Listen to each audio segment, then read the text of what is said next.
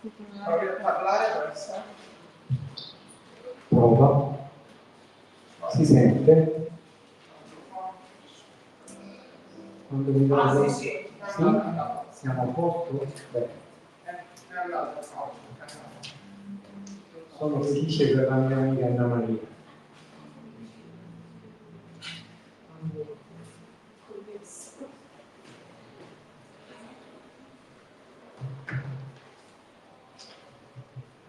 Good afternoon and welcome to this afternoon session of our seminar on voice, Phonai. And I am sorry to announce that the speaker scheduled for this afternoon, Professor Urso from the University of Messina, won't be joining us due to personal matters. However, she was kind enough to send a copy of a paper, so I'll be reading it. And before doing that, I'm going to present Anna Maria Urso, who is full professor of classical philology at the University of Messina and a member of the faculty board of the PhD program in the humanities in the same university. A scholar of tradition and reception of classics, she has focused in particular on modern rewritings of ancient theatre and medical literature. Particularly, she has devoted numerous contributions to medical texts, including volumes Dall'autore al traduttore, studi sulle passioni celere e tarde di Celio Aureliano, Messina 1997, e aspetti della fortuna di Sorano in Occidente 2012. And the critical edition with translation and commentary of Liber Genetiae ad Soteris Obstetrics, Santiago de Compostela 2018. A late anonymous treatise on gynecology, which presents the concept of Soranos' Gynecea in question and answer form. She has participated in numerous national and international conferences and organized the international conference Medical Bilingualism Between Late Antiquity and the Middle Ages in 2010, and the 12th International Conference Ancient Latin Medical Texts, Body Fluids in Pre-Salernitane Latin Medicine, Doctrine Lexicon Texts in 2016. Also, she edited the proceedings of both conferences. She has participated in numerous national and international research projects. There was a chercheuse associée at the Saint Jean Palerme, University of Saint-Étienne, a collaboratrice libre à l'Institut universitaire d'histoire de la médecine et de la santé publique, Lausanne, and a visiting professor at the University of Rennes, Champagne-Ardenne. Co-founder and co-editor of the journal Classica Vox. She is a member of the scientific committee of the journal Galenos and of several Italian and foreign editorial series, Biblioteca di Galenos, Minima Philologica, Medica Greco-Latina, Current Issues in Ancient Medicine. Her latest book is Corpo, Rome 2023, and for the Corpus Medicorum Latinorum series, she has in preparation a critical edition with translation and commentary of Caius Aurelianus' Gynecea. This is a short portrait of our speaker. Now I become Maria, so she speaks through my voice. The title of the contribution is Voice and the Doctors, Semiotics and Therapy in Ancient Medical Texts. Introductory consideration. It's not easy for us to fully grasp the importance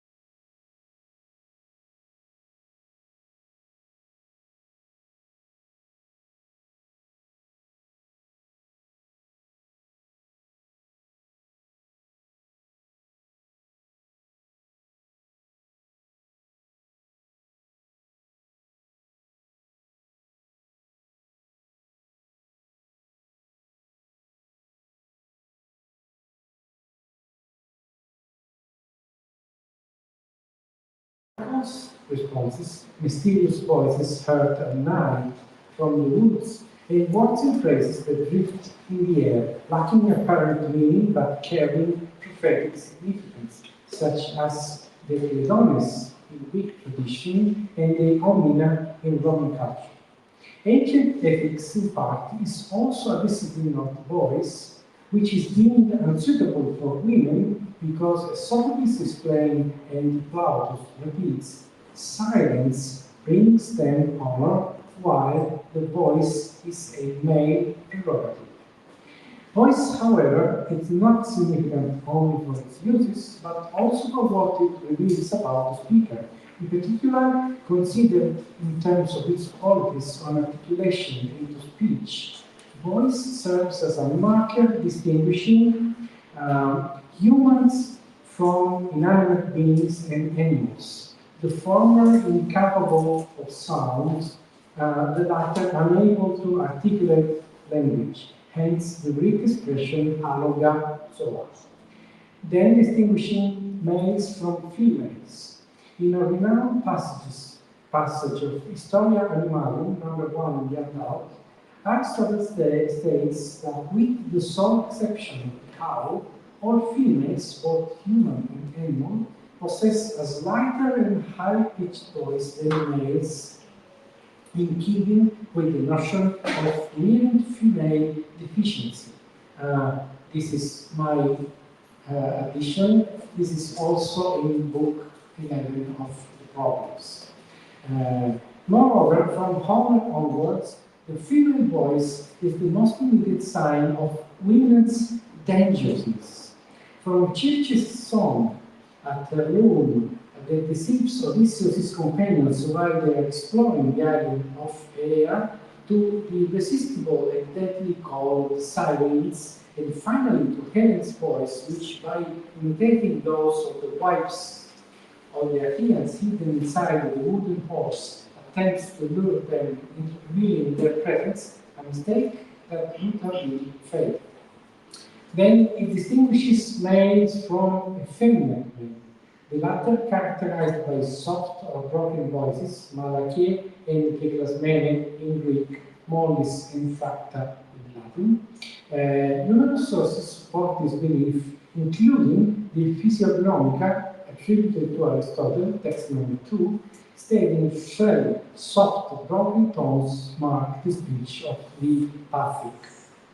Very interesting is a text by Philebus, featuring a soldier from Pompey's army with a hefty build, but whose nature as a Cinaidus is revealed without doubt by his fracte loqui and ambulare loquitur.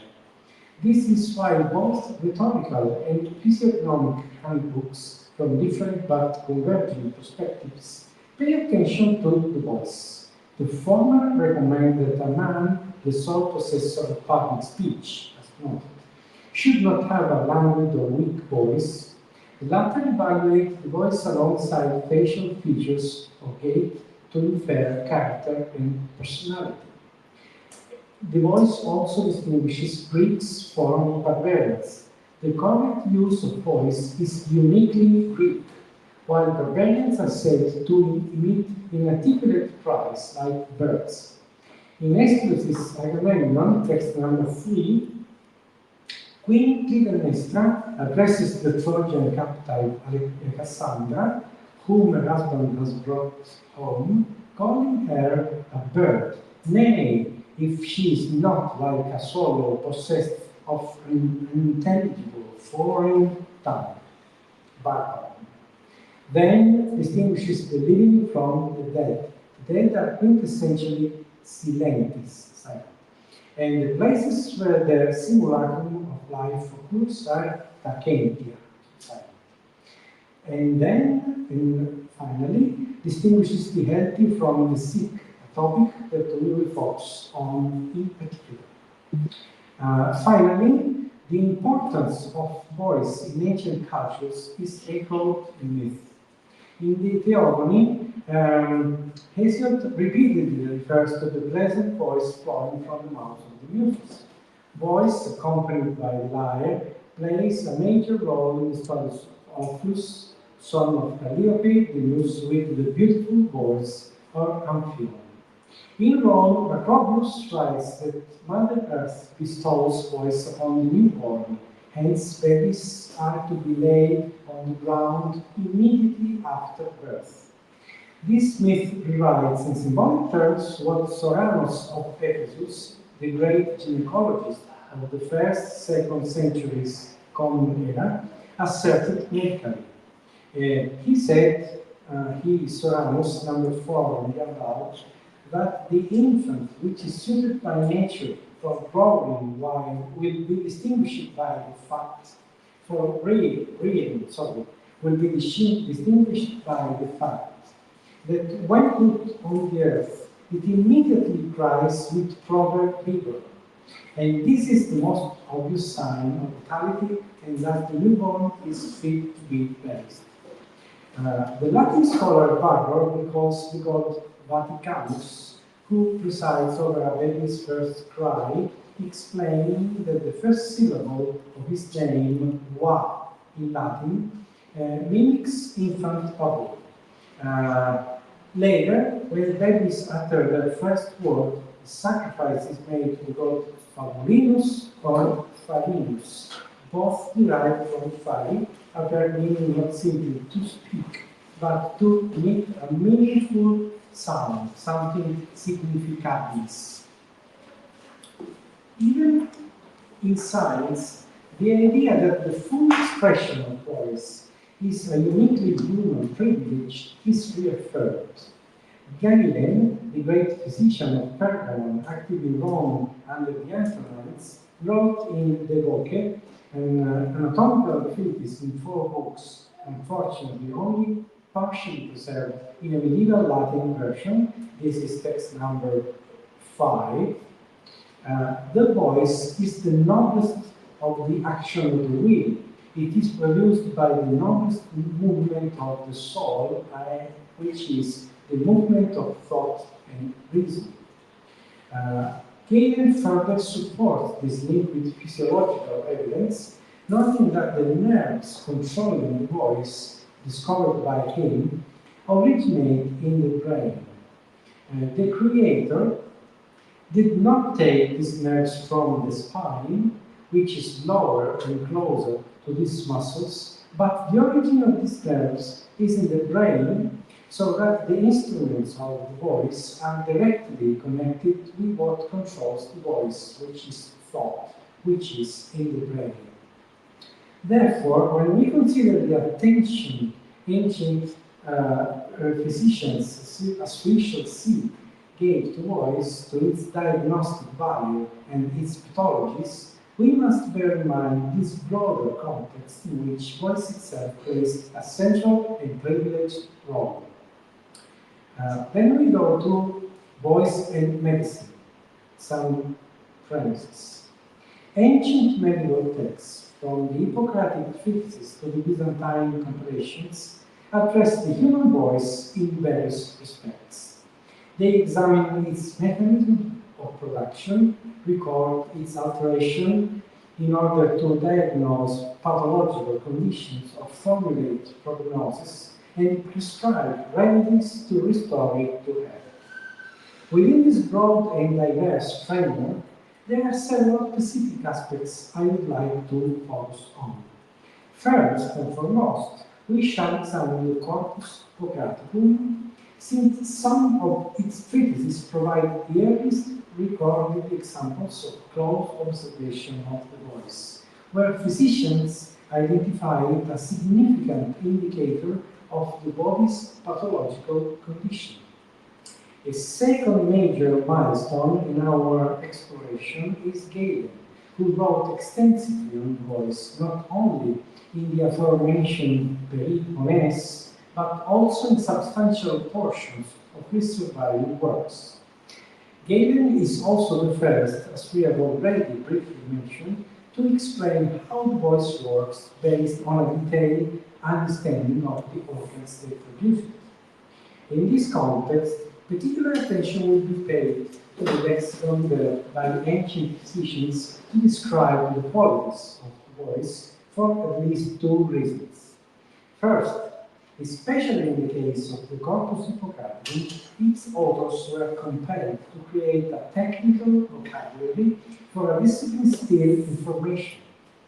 It's therefore enlightening to examine the processes of semantic specialization and true linguistic invention on which these doctors rely. Secondly, this lexical richness underscores the semiotic importance attributed to the voice, requiring distinctions to be drawn that are as detailed and precise as possible. Finally, I intend to offer a brief overview of therapeutic guidelines with a particular emphasis on gait. So, first, Hippocrates. As already noted, the human voice receives considerable attention in the Corpus Hippocraticum, the collection of more than 60 treatises traditionally attributed to the physician from Kos, though in fact composed over a time span stretching from the late 5th century before Christ to the early centuries of the Roman Empire. To begin, let us consider an intriguing passage from De Arte, work dated to the late 5th century before Christ, which seeks to defend the value of medicine against its detractors. Text number 6. Now, medicine being prevented in case of empyema and of diseased liver, kidneys, and the cavities generally from seeing with the sight with which all men see everything most perfectly, has nevertheless discovered other means to help it. There is clearness or roughness of the voice, phones lamproticae perfidity, rapidity or slowness of respiration, and for the customary discharge to ways through which they severally pass, sometimes smell, sometimes color, sometimes thinness or thickness, furnish medicine with the means of inferring what condition these symptoms indicate.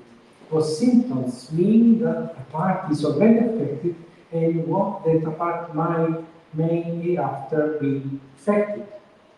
Here, the Hippocratic author distinguishes between clear and rough voices, recognizing them, along with other symptoms, as significant semiotic indicators. At a time when medicine did not yet practice dissection, and therefore lacked the means to observe the body's internal structures, voice became the first revealing sign of a man's physical condition. A clear voice indicates health. Hoarseness suggests the presence of illness. A different perspective appears in other works in the connection, such as Airs, Waters, Places, a treatise in which medical and ethnographic concern are intertwined. According to its anonymous author, text number 7, inhabitants of east-facing cities, the healthiest locations, are lamprophone, clear-voiced, whereas the opposite, number 8, a manifestation of the principle of polarity, one of the two key foundation Greek thought alongside analogy, occurs in the case of west-facing cities, whose inhabitants instead have deep and hoarse voices, variphonous te melancholias, due to the impure and unhealthy air. In this case, clarity and hoarseness are congenital traits resulting from environmental exposure. However, what most interests the Hippocratic physicians are pathological states in which the voice becomes a strong semiotic indicator. Let's begin with examples where this value is emphasized by the use of two different compounds of the verb semino.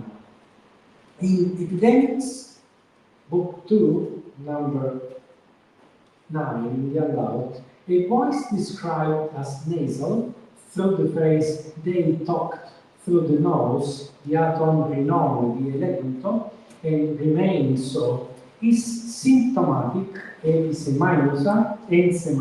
sorry, of a persistent form of angina, along with swallowing described as impossible or difficult. They could not drink or only with difficulty. Again, in Epidemics, Book 3, text number 10, when describing illnesses occurring in early spring, the author notes that many have the symptom, a very phenomenon of impaired and muffled voice. Cacumenai kai catillusai. These are terms to which we should refer. At first, at the beginning of the cases of consumption, but also in the ardent fevers and in phrenitis, namely a fever accompanied by delirium. The verb used here, and again shortly thereafter, is episemano, which, according to Pierangelo Berrettoni's analysis of the medical vocabulary in epidemics, may bear the general meaning of to manifest, or, with full use of the prefix, to present additional symptoms. Finally, Epidemics in Book 6, text number 11, offers a case where voice is the only observable symptom, and thus the only means by which the turning point of an illness can be detected. The author reports various types of coughs observed in Perinthus during winter under peculiar climatic conditions, and recalls patients whose speech would break into coughing per regnito esto precoces without any other symptoms, episemante. In such cases, the illness reached a crisis, in the voice. Cases of altered voice in the corpus hippocraticum are numerous and linked to various clinical pictures. Loss of voice is a frequent symptom observed in both somatic and psychiatric illnesses, and in some cases, the authors even record the precise duration of this absence. In other cases, the few examples already cited partly illustrate, the authors describe changes in pitch, intensity, or timbre, along with speech difficulties or articulation defects. A few examples, all taken from Epidemics Book 7, can demonstrate the level of precision this observation can attain. In text number 12 of the handout, among the symptoms of a patient suffering from phrenitis, the voice is described as broken, a task to hear it, yet still intelligible, sopes. It's different in text number 13, in which the author says that the patient with his voice in this period, if he was very forceful, he succeeded in saying what he wished, but if he was casual, was imperfect. His mouth was slack, the jaws, the lips always moving as though he wanted to say something. A final example, number 14, is particularly interesting because it highlights another reason why a physician might pay close attention to a patient's voice, namely that the voice might convey symptoms not otherwise visible. Her voice was checked, during the night and up to midday, but she could hear and her mind was clear. She indicated with her hand that the pain was around the hip joint. The woman at whose bedside the physician stood was unable to speak for a certain period, yet she was still able to indicate by gesture the location of the pain. Now the words to say it. As we have already begun to see, The treatises in the Corpus Hippocraticum are of interest not only from a medical perspective, but also because they function as a sort of laboratory in which a specific vocabulary is developed for different pathologies of the voice, a lexicon that often proved influential for centuries to come. As we can see in text 15, in some cases, the terms that make up this vocabulary are drawn from everyday language, though they eventually become characteristic of medical discourse. A first example is the adjective varus. In Diseases, Book 2, the term is used in reference to the voice of someone suffering from a lung condition, described as deep, barea, or a little deeper, vertera odigo, and a similar case applies to its opposite, obfuse, found in the proretic, describing a sharp voice, phonē xelie, accompanied by inward contraction of the hypochondria. The adjective also features in the technical compound oxyphonie, which in the same treatise is described as a malady poneron, hence unfavorable prognostically. Among other commonly used terms, Hippocratic authors also employ tracheus in the Ionic dialect of Hippocratic prose, which editors usually standardize, best translated as rough. Indeed, in the earlier cited passage from De Arte, we render the noun facutes in this way. Two more adjectives, cadare and lampre, nearly synonymous, refer to the purity and clarity of voice when free from roughness or alteration. Lampre appears, as we have seen, in airs, waters, places, to describe the voices of those living in east-facing cities. This pair of adjectives concerns voice theme. On the other hand, saphes and asaphes, also in common usage, and here referring sometimes to phonē and other times to glossa, concern articulation quality. They denote a voice that is either intelligible or indistinct. Other cases involve terms appearing for the first time in reference to voice within the corpus, which they take on clearly technical meanings. The participle "ke klasmenos," for instance, previously mentioned and later specialized to indicate a broken voice, first appears in Epidemics, Book 7, along with the abstract noun aphonia and the verb aphoneo. Similarly, the adjective branchodes, used to describe a rough voice and previously cited from airs, waters, places, is derived from the noun branchos, hoarseness, and the adjective form suffix odes, typical of medical terminology. It later appears in Galen, Areteus of Cappadocia, likely a slightly younger contemporary of Galen, and Oripasus, physician to Emperor Julian. Another example in this category is clangodes, denoting a shrill voice. It was reused by Galen and attested as late as the 11th century after Christ in the Byzantine Opus.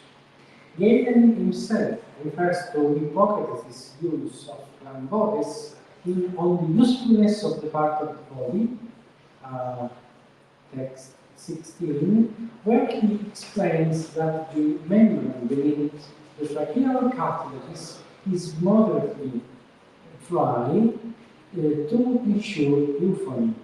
A moderately dry body, it says, produces a better sound than one that is either wet or completely dry. To illustrate, Galen refers to burning fevers that excessively dry the trachea and pharynx, where he explains it happens that are produced voice which Hippocrates calls langoles.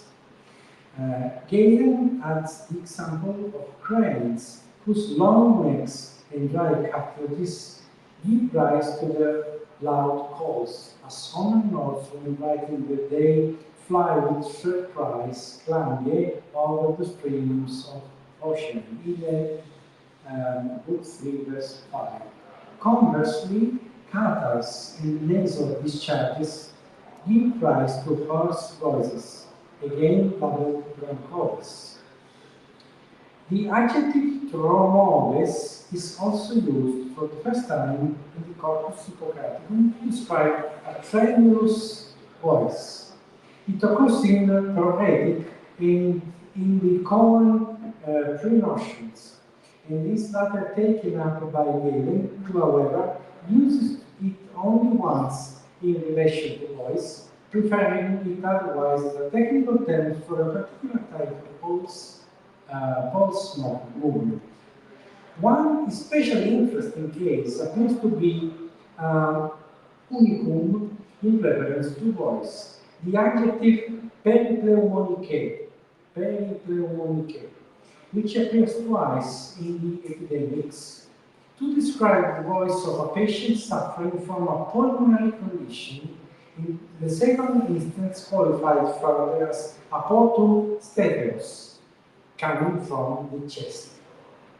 This suggests a more cavernous voice than bronchodes, distinctive and thus indicative of a lung disease. Also noteworthy is the adjective eupotraulos, found in Epidemics Book 7. The base form is common, but the prefix variant eupo, specifying that the defect is mild, is attested only here. This exemplifies the lexical position of the Hippocratic doctors, who often used prefixes and preverbs to offer more nuanced symptom descriptions. We should also recall a particularly puzzling hapax that has challenged both ancient and modern commentators. The participle cartillosi found in Epidemics Book 3 used alongside the more generic carcumera. This is text 10. So, okay. To describe the voices of patients with high fever, phrenitis, or early stage phthisis. This term appears with many textual variants in direct and indirect tradition, and was already debated by Hellenistic commentators. Herodianus, who compiled a Hippocratic glossary under Emperor Nero, preserves early variants and glosses, cateilusi as catechomenae, obstructed. Galen, in his own glossary, prefers cateilomenae, and similarly interprets it as sundedemenae, impeded. He discusses the term extensively in his commentary on the third book of Epidemics. Modern editors tend to accept Cattillusi in favor of the interpretive line of Herodianus and Galen. The final case I wish to mention involves a possible textual variant. In his commentary on Proetic, text 17, here, Galen notes that some copies of the Hippocratic text circulating in his time read clangodes, while others had claus modes, an adjective meaning plaintive. Galen does not favor either reading, but distinguishes the two types of voice. Both, he says, result from dryness of the vocal organs, but the latter is worse, calepotera, and indicates a more severe affliction. While this rare adjective is not used to describe voice in the Corpus Hippocraticum itself, it does appear in there is a acronym here, in 1754, in reference to the breathing of patients with acute febrile illnesses. For voice, it's later adopted by a Hippocratic imitator, Aetheus of Cappadocia, to describe all tetanus patients, and by the Neoplatonist Hierocles, text 18, to describe the voice of a small child. Whether it was originally read in Hippocrates or represents a later usage, the term shows that even the tone of voice could serve a diagnostic function for ancient doctors. Finally, I would stress that the descriptive precision of the Hippocratic lexicon is evident not only in adjectives but also in verb choice. For example, in Epidemics 7, case already cited, the woman whose voice was checked during the night and up to midday, the use of the aorist verb form conveys not just the patient's condition, but the moment when a voice loss began, and subsequently its resolution. Now, hearing.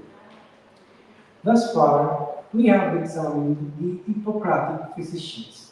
However, it's evident that when considering the contributions of ancient authors on voice from a medical history perspective, the central figure is Galen.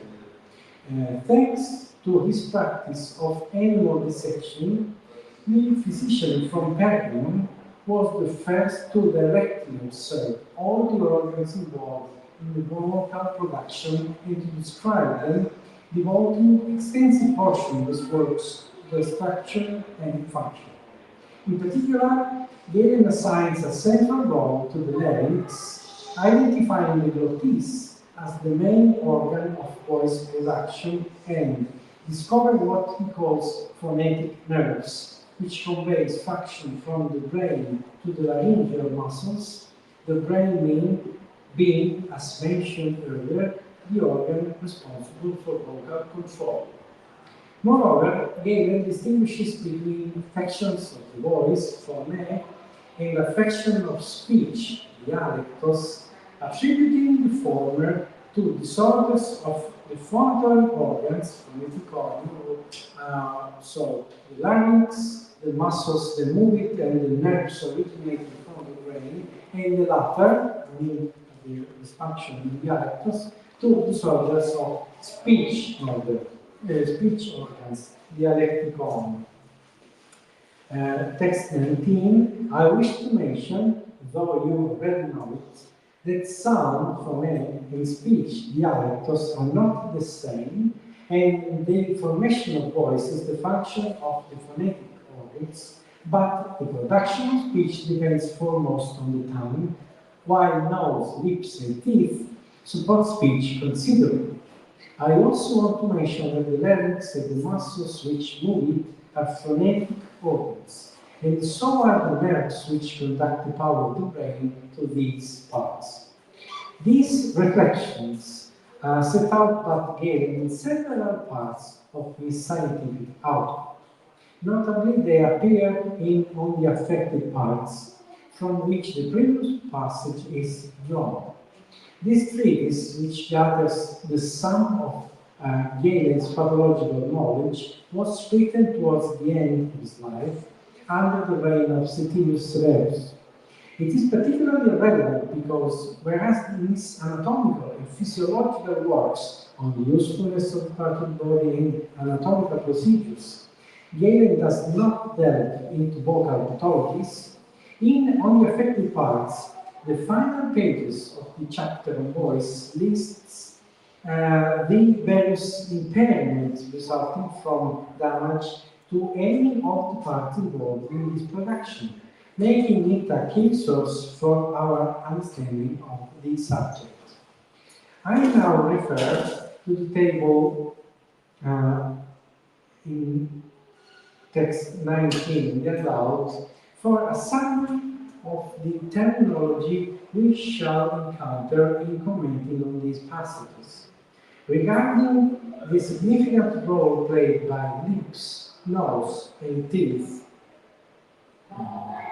to which games were added the nasal passages, palate, uvula, and the central ligament of the tongue, we may cite the cases of those with pronunciation defects, the dispers, proloi, the stammers, suoi, and generally all those who struggle with articulation due to congenital or acquired issues affecting speech organs. Such defects, Galen explains, may occur in those whose nasal passage is blocked by a polyp or other obstruction, in those missing one of the front teeth, or in those with a mutilated lip.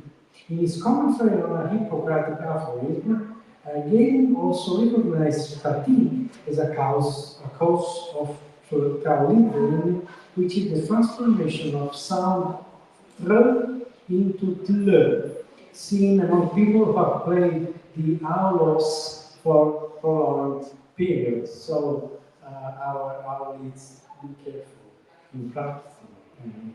The prominence of the larynx and its muscles, which regulate its opening and closing, underpins a series of pathologies, total loss of voice, aphonia, pantades, which the muscles become immobile, a fluttering, tremulous, spasmodic, or agitated voice when the muscles exhibit such movements, or a faint and weak voice, an idrank and mechanic, when muscles of one of the nerves controlling them become weakened.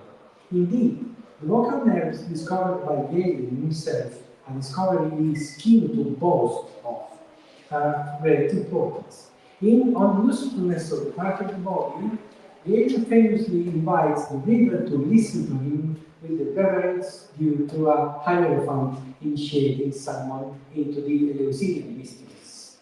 Among these nerves, the recurrent laryngeal nerves are particularly noteworthy. Rather than ending at the nape, they descend into the chest and return. These nerves may be accidentally severed in surgery or wounded due to trauma to the trachea, both of which lead to total voice loss. Their chilling during surgery can also inhibit and polygenic voice, with the effect lasting until the natural temperature is restored. Beyond the larynx, the pharynx also influences the sharpness and volume of the voice. L'aptesta e zum in phonem is the pseudotatic hymetros, which are impaired when the pharyngeal muscles cannot give the voice its strength, or when the membrane shared by larynx becomes saturated with moisture, explaining the symptom of a hoarse and raucous voice during cataract. Similarly, hoarseness might result from prolonged shouting or laboesing, which produces an effect akin to the inflammation in the membrane muscles of the larynx. It's clear that if the internal laryngeal muscles become inflamed, the condition turns into angina, damaging both voice and breathing. End of quote. Swellings, pressing externally on the airways, inflammation of the esophagus, or forward dislocation of the cervical vertebrae have comparable effects. Further, on the affected parts, Galen explains that other vocal alterations occur when the voice is deprived of its own material, that is, exhalation, and more specifically, ecfusesis, the powerful exhalation of air produced by the intercostal muscles. Severe chest wounds or partial paralysis of the thorax can thus lead to a partial aphonia. Galen then discusses aphonia arising from neurological diseases, apoplexy, lethargy, epilepsy, catalepsy, caused by affliction of the upper spinal cord or brain. Finally, he refers to individuals with weak voices, ischinophony, and to other pathologies in which the voice is hoarse, broncholis, shrilly, broncholis, thin, lepte, harsh, trachea, dark, melena, referring as for this to the now lost writing on voice. It's worth noting that some adjectives given uses seem to refer to the same alteration. For example, Marcodes and Tracheia, or Anidra and Medina, and that for certain vocal disorders it does not specify a corresponding Greek adjective or noun. We have mentioned fluttering, trembling, spasmodic, and agitated voices. However, in the summarized passage, the adjectives palmodes and tromodes are used for the muscular movements causing them, while the remaining cases are characterized by the adverbs spasmodes and glonodos. In truth, the four adjectives palmodes, tromodes, palmodes, and glonodes are applied to voice only on the differential of symptoms. This is likely because, as Galen often states, he is not primarily concerned with taxonomic labeling, but with the realities the names denote. Interestingly, the adjective "glonodes" is formalized by Galen to describe a specific type of agitated of wavering pulse. As for the adjectives not attested in the Corpus Hippocraticum, amyglos, which is a valid descriptor of faint and weak voice, appears nowhere else in Galen's surviving works. Melas occurs in his commentary on Hippocrates' Provetic, and, as we learn from this text, also in the Rot Periphonese, where a dark voice is explained as resulting from moisture in vocal organs. Now about hygiene and therapy of the voice. The ancient world knew and practiced principles of vocal hygiene as attested beyond strictly medical sources. Plutarch, for instance, On the Fame of the Athenians, text number 20, recounts Spartans' criticism of the refined diet provided by the men who paid for the choruses to the choristers of tragic performances, evidently for the benefit of their voices, small eels, tender lettuces, roast beef, and mutton. Broader lifestyle dietary recommendations also appear in Latin rhetorical texts, from Seneca the Elder to Quintilian to Fortunatianus. This includes walking, oil massages, abstinence from sexual activity, and vocal exercises, such as breath suspension and anaponesis, a practice consisting in gradually raising and lowering the voice. A valuable source preserving many such a recommendation is Pliny the Elder's Natural History. In a passage number 21, he advises those devoted to vocal training, vocis studiosi, to eat dry bread on an empty stomach. Among these practitioners, number 22, Pliny includes none other than Emperor Nero, who, for the sake of his voice, vocis gratia, would sometimes eat only chives with oil. In another passage, 23, Pliny refers to vocal and pulmonary exertion. Before a performance, subcertamine, mint juice is beneficial, while text 24 afterwards, to relieve a lesion caused by the straining of the voice, Panaches, for instance, might be used. Naturally, some foods or plants prescribed to improve vocal performance also help combat ailments affecting the voice. Dry bread, for instance, relieves cataract, while laser, number 25, is known for its purgative properties that help restore the voice. The Corpus Hippocraticum doesn't offer dietary guidelines specific to the voice. On the contrary, the author of Regimen, text 26, dated to the late 5th century before Christ, states that diet cannot alter, aloiose, the voice, but you can alter your voice by softening the ioteroi, the pores through which air passes, to be affecting voice quality. The Hippocratic author does not specify how to achieve this effect, but Galen does. In a passage from On the Affected Parts 27, here, where he attributes to anaphonesis the power to soften from a laxity the lungs, comparing it to the way massages soften the muscles of restlessness. According to Galen, those who take part in kitharodic or flage competition without first practicing this exercise and produce a sharp, and powerful voice, oxea and megale, risk rupturing the pulmonary blood vessels. The passages cited so far demonstrate an unsurprising fact. In voice care, the interests and the expertise of physicians intersected with those of vocal professionals. Indeed, the practice of anaphonesis was adopted by imperial period doctors to treat various ailments.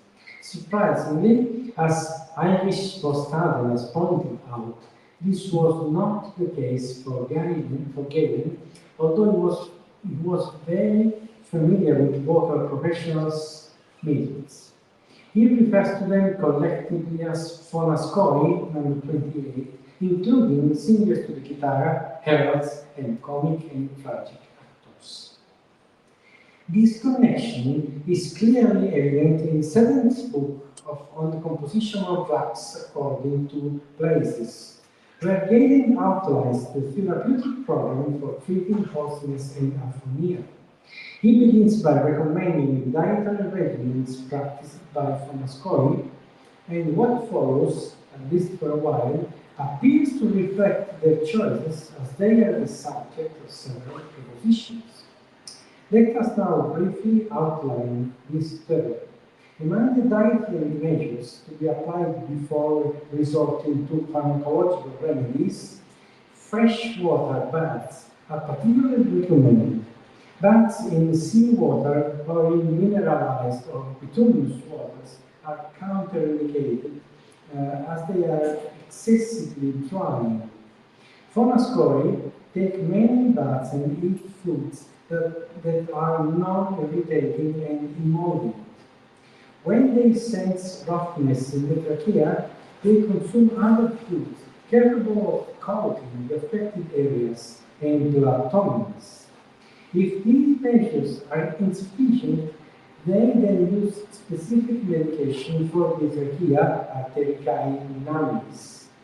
Let's recall that the larynx is the upper part of the trachea. Maintaining a diet during the treatment composed of milk, starch, spelt, eggs, and sweet confections. Should the problem persist, medicines that dissolve slowly under the tongue, hypoglottitis, may be helpful. These are made from thera, wine, gum, flagacant, and licorice. Left to melt gradually, they suppress caffeine and flow into the larynx and trachea to heal their roughness. However, this alone does not suffice to achieve a clear voice, lampronphony. To this end, Galen prescribes gentle cleansing agents that do not irritate, such as honey or bitter almonds, along with salt, sweet wines, particularly those from Crete and Thera. Having laid out these general principles, Galen then provides recipes for arteriacae compounds drawn from Hellenistic pharmacologists. These treatments address not only vocal diseases or conditions affecting voice, but also the needs of voice professionals explicitly. In conclusion, the final reference should be made to a late Latin source, preserving Greek content. The treatise on chronic diseases by Caius Aurelianus, which, like his other surviving works, is a Latin translation of a lost treatise by Soranus of Ephesus. This source is notable for being the only one to formalize amputatio vocis. Its Greek equivalent used by Soranus is the same iunctura, phrones apocope, found in the evidence on the composition of drugs according to places as a distinct chronic pathology.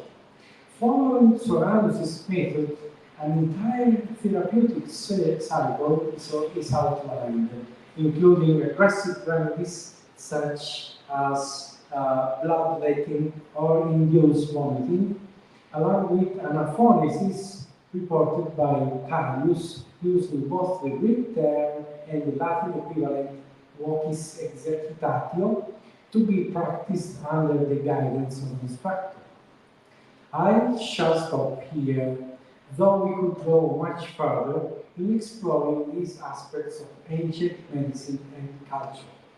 Even though we have examined only a portion of the subject, and in somehow arbitrary fashion, by selecting a few examples from a far larger corpus, I hope to have shown how the theme of voice lies at the crossroads of numerous concerns.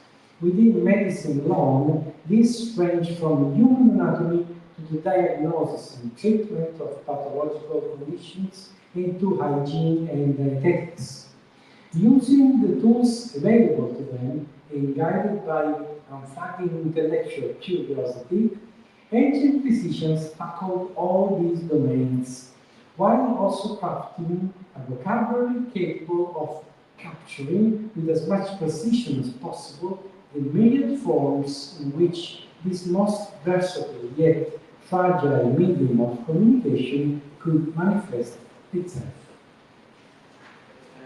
I thank you for the attention on behalf of Parliament, and I think we should attribute an applause to her, even because it is really a significant paper, and of course we are not in no position of taking questions, of course, but you will have noticed that these papers beautifully overlaps and is consistent with other papers that we are listening to these days, and it has points of contact with Angela Cinali's paper, with my remark on the classifications of different types of voices. And there is a similarity in vocabulary between these texts and the pseudo-Aristotelian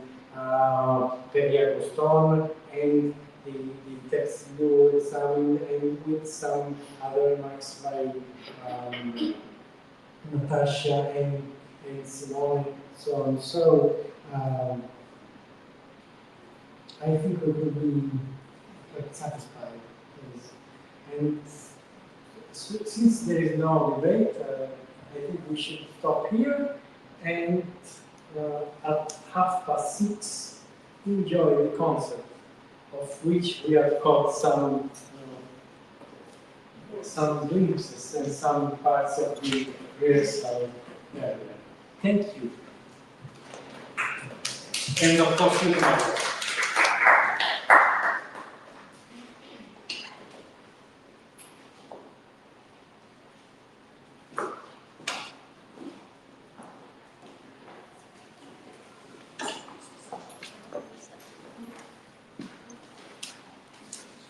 Very well.